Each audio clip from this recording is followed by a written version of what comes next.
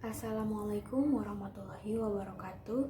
Nama saya Tiara Ramadhani dari kelas Tadris Bahasa Inggris 3 semester 4 untuk mata kuliah Sosiologi Pendidikan. Di sini saya dari kelompok 10 akan menjelaskan perubahan sosial dalam Di sini saya akan menjelaskan tentang perubahan sosial dan pendidikan. Pengertian perubahan sosial yang pertama adalah, menurut Ari Gunawan, perubahan sosial adalah suatu perubahan dari kondisi tertentu dalam suatu masyarakat. Konsep perubahan sosial akan sangat penting digunakan untuk melihat berbagai perubahan yang terjadi dalam masyarakat, khususnya mengenai aksi interaksi sosial yang ada di dalam masyarakat.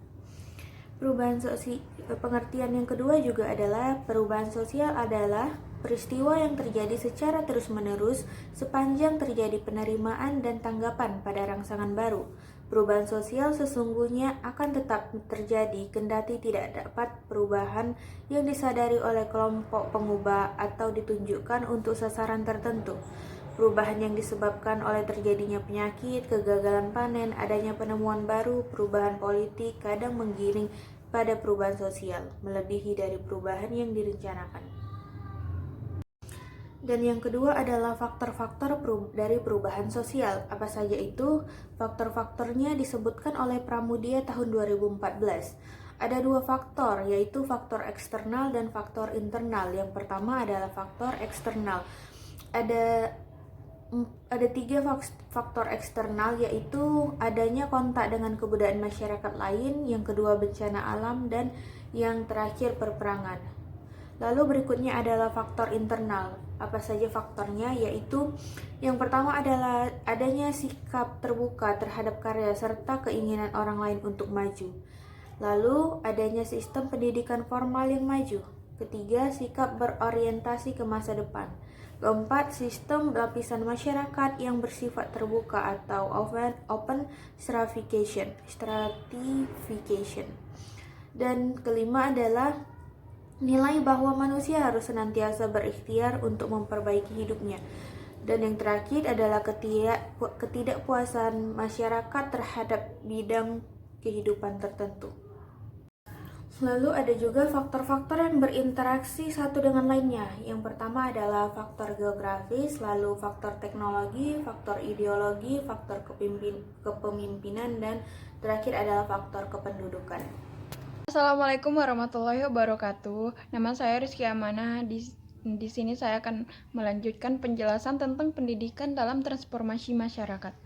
Pendidikan merupakan suatu cara untuk menciptakan suasana belajar dan pembelajaran yang ditunjuk oleh individu untuk memperbaiki berbagai aspek dalam kehidupannya. Jenis-jenis pendidikan. Yang pertama, pendidikan formal, pendidikan informal, dan pendidikan non-formal. Wajib belajar 9 tahun. Dan yang selanjutnya, perubahan sosial dalam perspektif Islam. Pada dasarnya, perubahan adalah suatu keharusan, sebab setiap ciptaan Allah pasti akan mengalami perubahan, baik dalam arti perubahan yang menuju perkembangan atau menuju kemusnahan. Perubahan sosial yang dimaksud oleh manusia bukan secara individu, melainkan perubahan antar pribadi seluruh komunitas masyarakat. Perubahan dicapai dengan mempersiapkan sumber daya manusia yang handal yang akan menjadi agen perubahan. Tentunya yang mampu merubah beberapa aspek kehidupan masyarakat yang sesuai dengan syarat Islam seperti muamalat, ekonomi, sosial kemasyarakatan, politik, dan lain sebagainya. Terima kasih. Assalamualaikum warahmatullahi wabarakatuh. Terima kasih kepada Rizky Amanah untuk penjelasannya. Kami pikir itu lebih dan cukup dari kelompok kami. Jika ada kesalahan kami mohon maaf. Dari kelompok 10, wassalamualaikum warahmatullahi wabarakatuh.